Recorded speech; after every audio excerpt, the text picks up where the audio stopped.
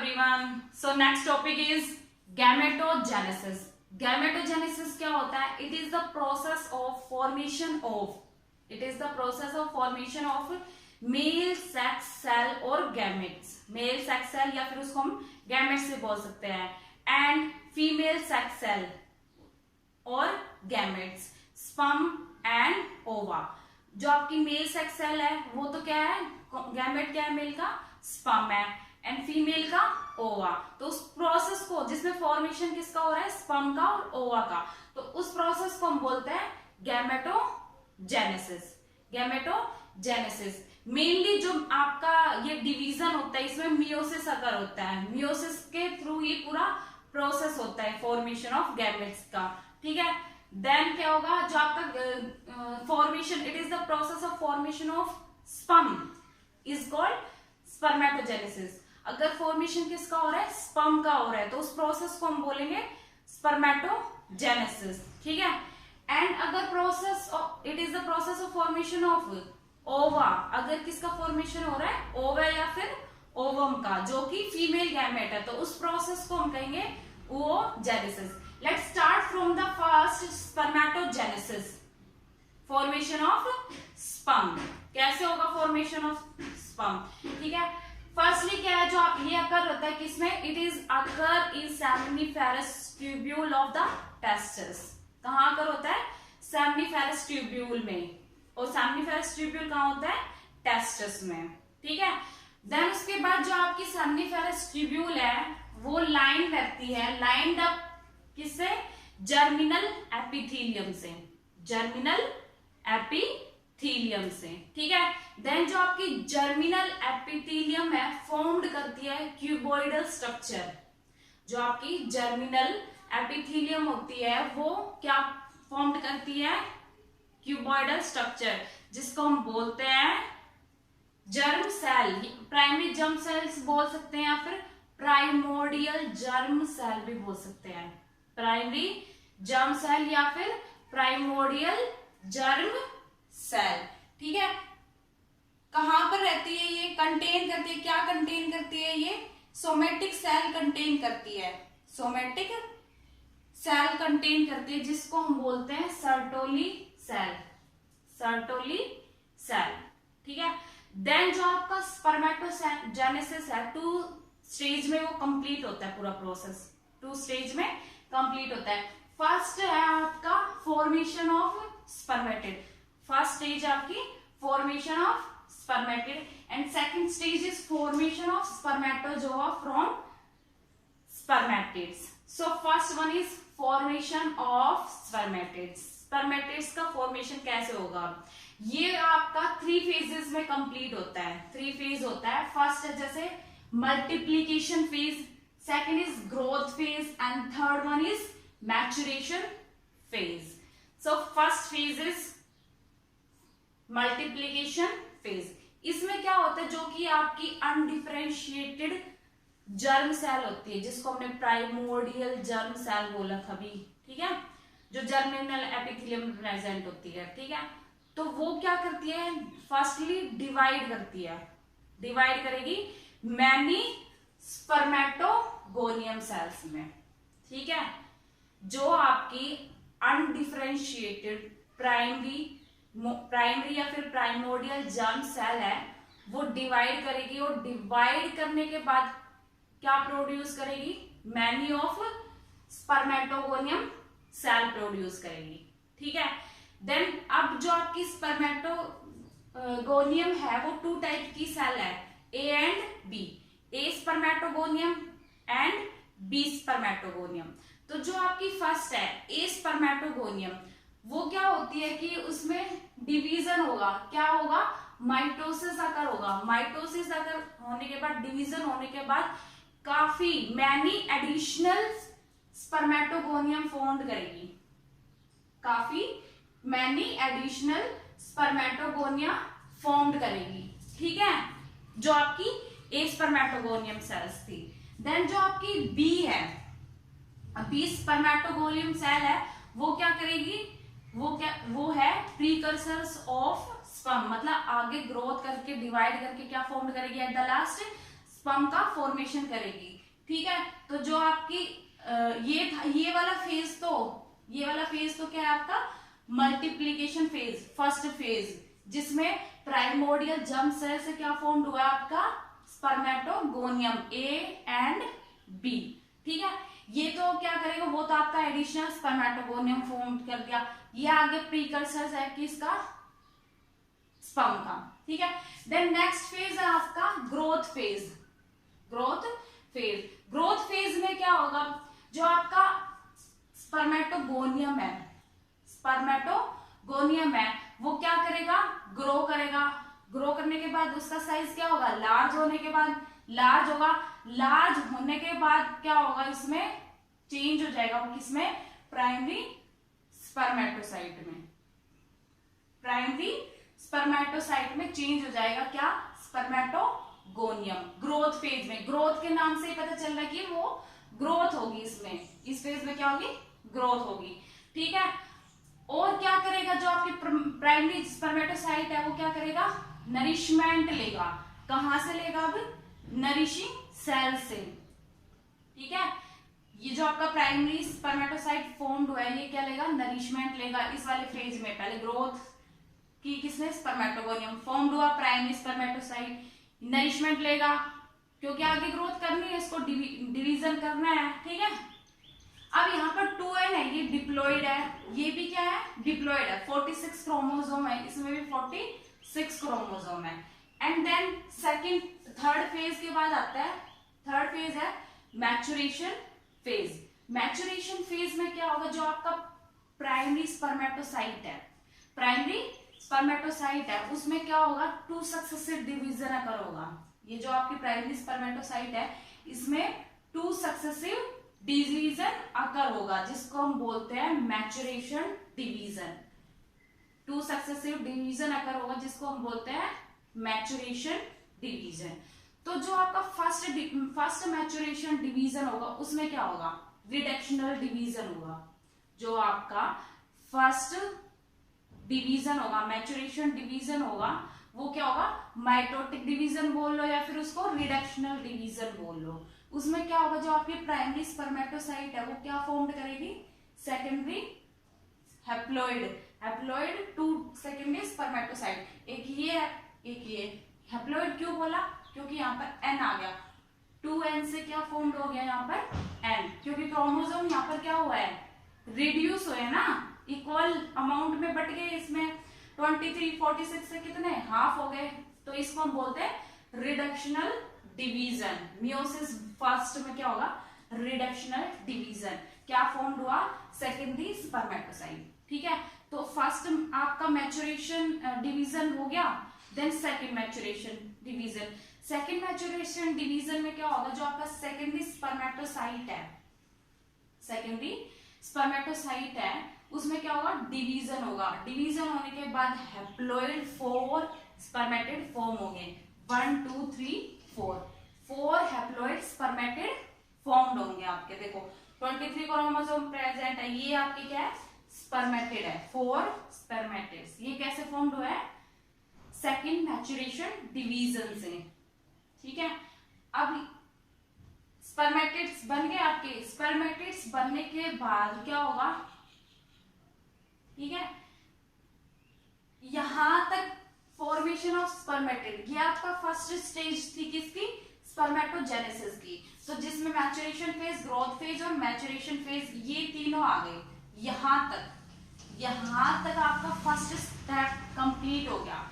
Then ये वाली है, ठीक है, ये आती है आपकी formation of spermatozoa from spermatids. इसमें क्या होगा कि किसका फॉर्मेशन हो रहा है, स्पर्मेटोजोआ का फॉर्मेशन हो रहा है, और किससे, स्पर्मेटिड से। सीधा डायग्राम, ये जैसे आपके स्पर्मेटिड्स हैं तो ये किसका फॉर्मेशन कर रहे हैं, स्पर्मेटोजोआ का, जो कि जिसको हम क्या बोलते हैं, स्पर्म बोलते हैं। स्पर्मेटोजोआ बोल लो या फिर उसको हम स्पर्म भी बोलते हैं। ठीक है, तो इसमें क्या होगा, formation of spermatozoa from the spermatid is called spermiogenesis. इस प्रोसेस को हम बोलते हैं स्पर्मियोजेनेसिस।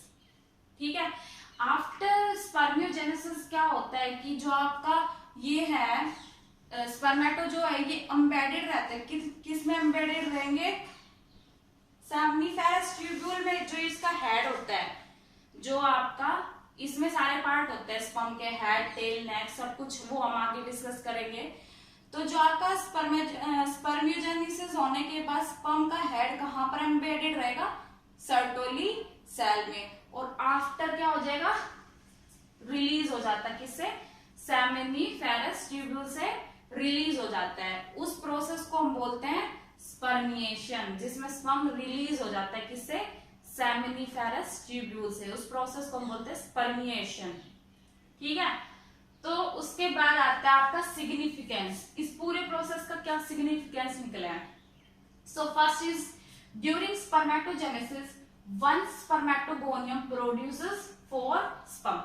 एक स्पर्मेटोगोनियम से कितने स्पर्मेटिड फॉर्म हुए हैं, कितने स्पर्म फॉर्म्ड हुए हैं, 4। ठीक है, then next is sperm have half the number of chromosome. यहाँ पर 46 थे, बट जो आपके स्पर्म फॉर्म्ड हुए हैं उनका क्रोमोसोम नंबर कितना हो गया, हाफ हो गया, हैप्लॉइड हो गए वो। ठीक है, थर्ड है during meiosis 1 crossing over take place when bring about variation.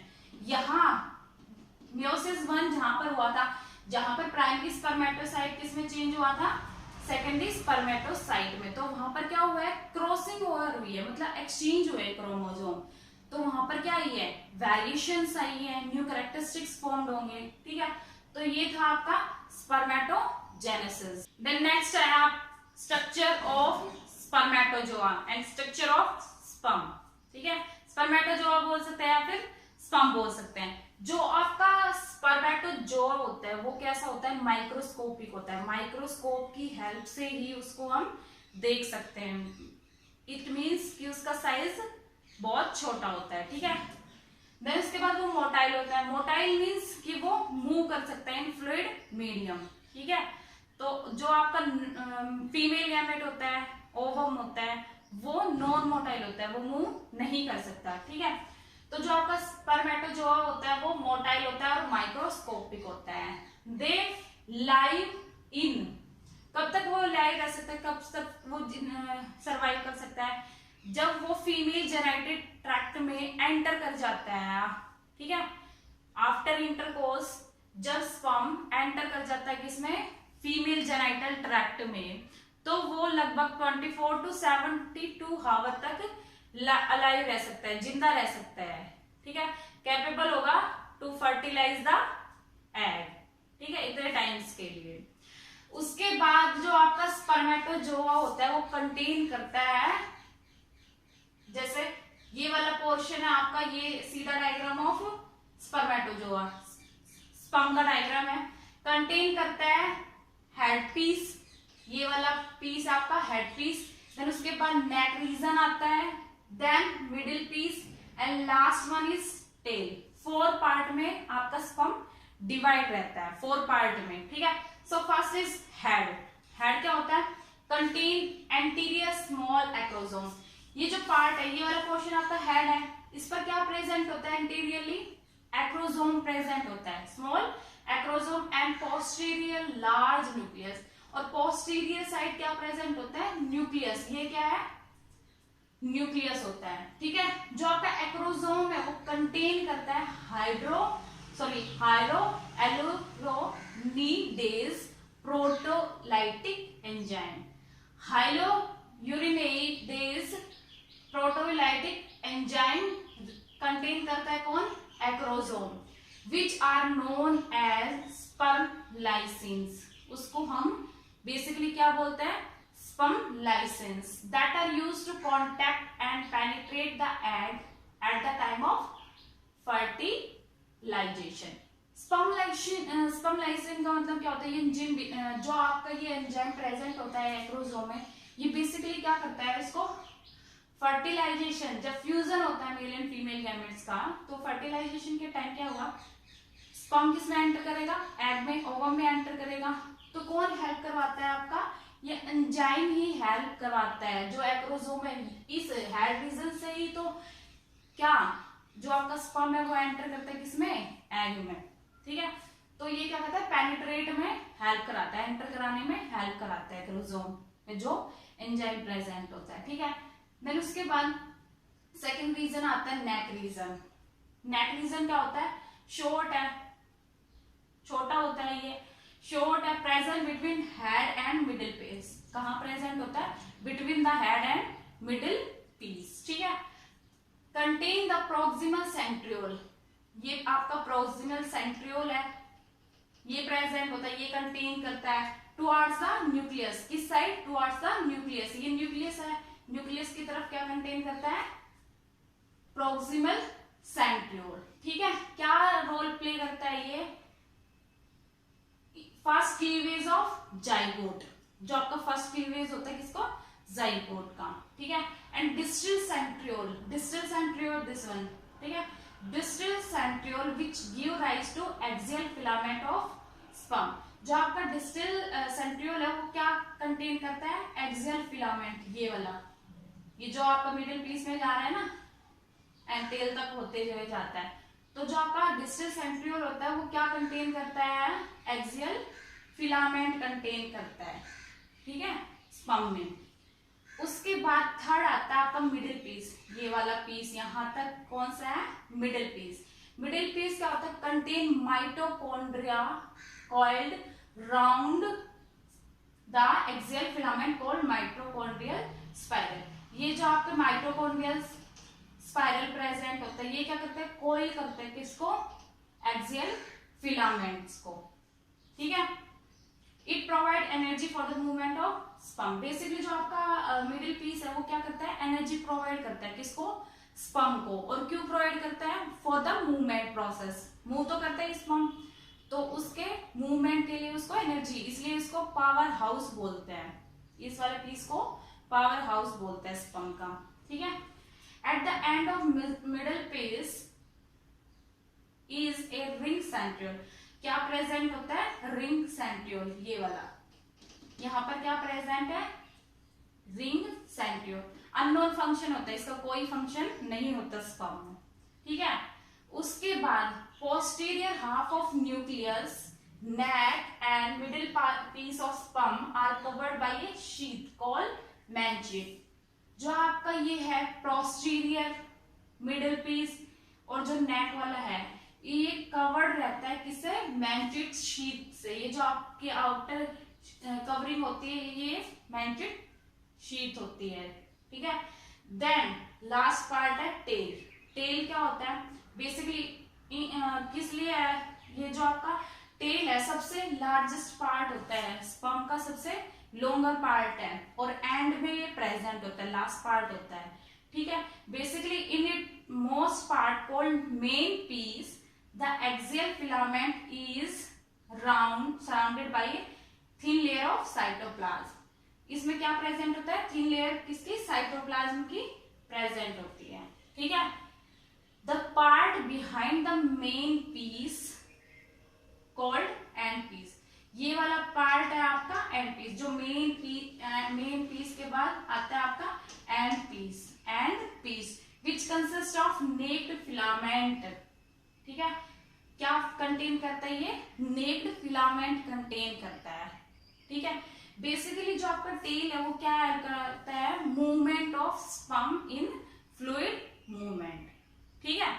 तो ये था आपका स्ट्रक्चर ऑफ स्पर्म।